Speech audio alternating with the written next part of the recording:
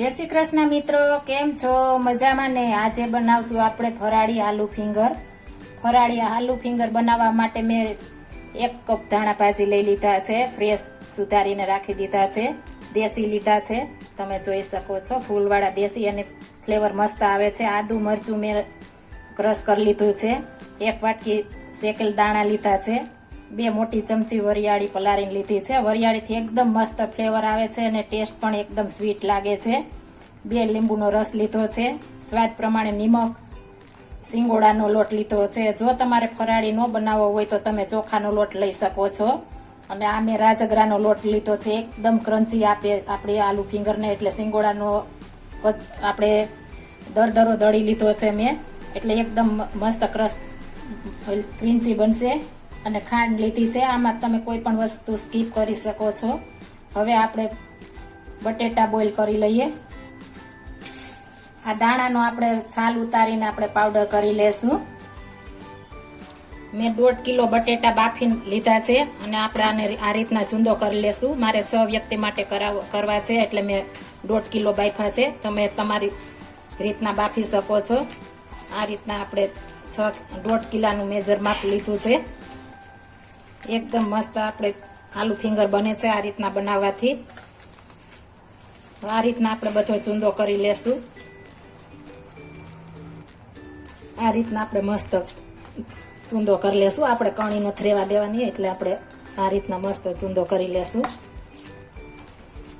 જો આપણે કટકી અંદર રહેશે તો આપણે એકદમ મસ્ત આલુ ફિંગર નહીં બને અને તળવામાં પણ તૂટી જશે।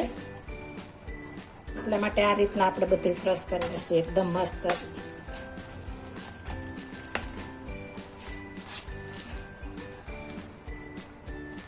આપણો મસ્ત મસાલો તૈયાર થઈ ગયો છે બટેકાનો। હવે તેમાં આપણે બધો મસાલો ઉમેરી દેશું। આપણે માંડવીના બીનો ભૂકો કરી લીધો છે, દરદરો, એકદમ ઝીણું નથી કરવાનો, તે આપણે નાખીશું। તમે વધારે ઓછો લઈ શકો છો તમારી રીતના। ત્યારબાદ આદુ મરચું છે એ લઈ લેશું પેસ્ટ।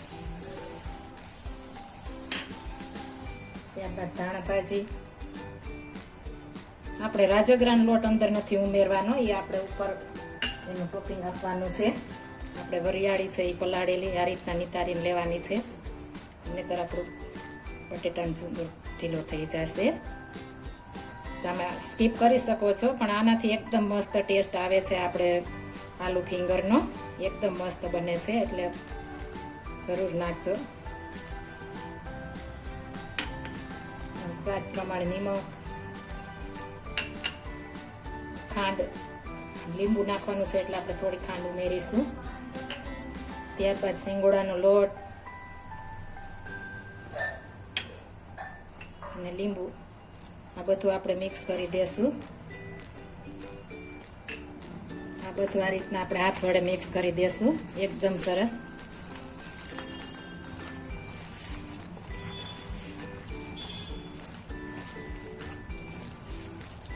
આ આલુ ફિંગર આપણે પેટીસ કરતા પણ મસ્ત બને છે, ખાવાની મજા આવે છે, અને આપણે થોડી ખાઈએ પેટ મસ્ત ભરાઈ જાય છે। બહુ આપણે મસળવાનો નથી, આ રીતના આપણે હળવા હાથે કરવાનું, તમે જોઈ શકો છો, નહીતર ચીકણો થઈ જશે। આ રીતના આપણે હળવે હાથે મિક્સ કરી દેશું। આ તીખાની ભૂકી નાખવાથી આપણે પેટમાં અપચો કે થતો નથી, એટલા માટે આપણે તીખાની ભૂકી નાખવી જરૂરી છે, ઉપવાસ માટે છે એટલા માટે।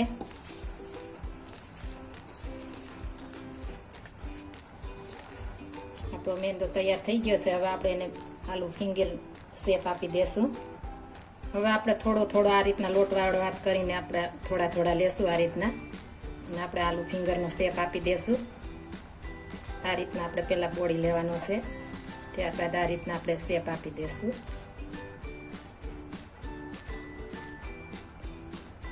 એકદમ મસ્ત બને છે આપણી આલુ ફિંગર, તમે જોઈ શકો છો, શેપ પણ મસ્ત બને છે।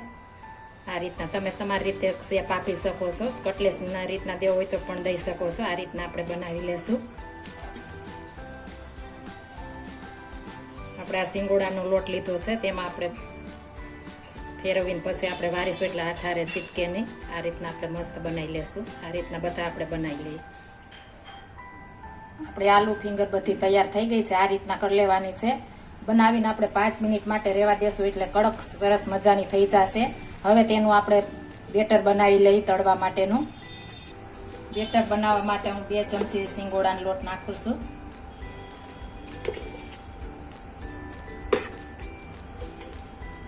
ત્યારબાદ આપણે રાજગરાનો લોટ છે એ ઉમેરવાનો છે, એનાથી એકદમ ક્રન્ચી થશે. 2 ચમચી નાખ્યો છે રાજગરાનો લોટ. સ્વાદ પ્રમાણે નિમક નાખીશું.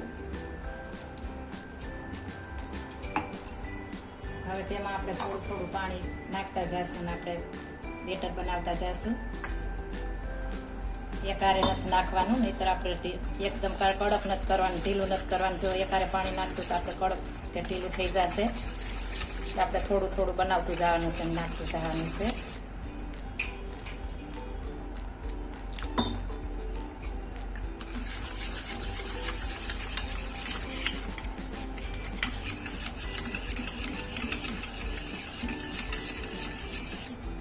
પછી થોડું આપણે પાણી ઉમેરીશું એટલે મસ્ત બનશે.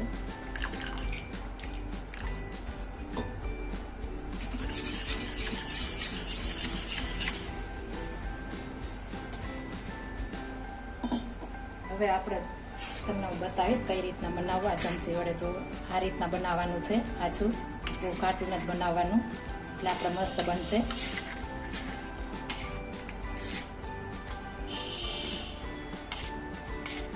બેટર તૈયાર થઈ ગયું છે. આપણે તેલ ગરમ મૂકી દીધું છે. આપણું તેલ ગરમ થઈ ગયું છે. આ રીતના આપણે બેટરમાં નાખતા જઈશું, ચમચી વડે પાડતા જઈશું. આ રીતના એકદમ મસ્ત બનશે, તમે જોઈ શકો છો. આપણે ફૂલ તેલ નથી આવવા દેવાનું, ધીમું આપણે મીડિયમ આવવા દેશું એટલે આપણે એકદમ ક્રન્ચી બનશે. ફૂલ હશે તો એ લાલ થઈ જશે. આ રીતના આપણે બધી પહેલા પાડી દેશું.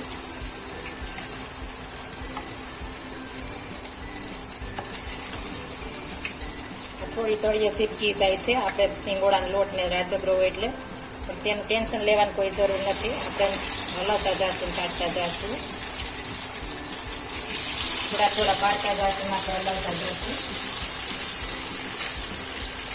આ રીતના હળવે આપણે ત્યાં નીચેથી લઈ લેશું એટલે કંઈ વાંધો નહીં આવે. એટલે ખાસ આપણે ધ્યાન રાખવાનું છે, ચીપકે નહીં.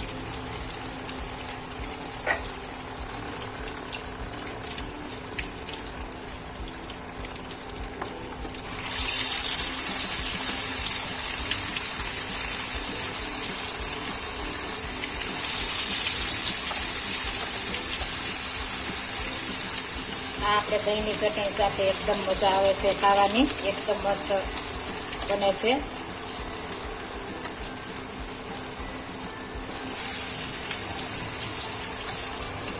ફટાફટ બની જાય છે. આપણે પેટીસ વાળવાની ઝંઝટ વિના પેટીસ જેટલી જ ટેસ્ટ બને છે. આપણે ફ્લેવર એવી જ આવે છે. આપણે એ બધો મસાલો નાખ્યો છે એટલે આ રીતના આપણે બધી પાડી લેશું. તમે જોઈ શકો છો બધી આલુ ફિંગર ઉપર આપણે આવી ગઈ છે.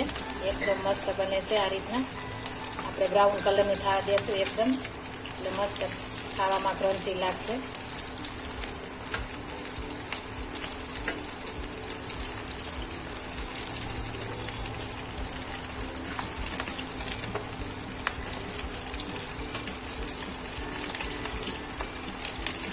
મસ્ત બની ગઈ છે. હવે એક પ્લેટમાં કાઢી લેશું આપણે. તમે જોઈ શકો છો એકદમ મસ્ત બની છે.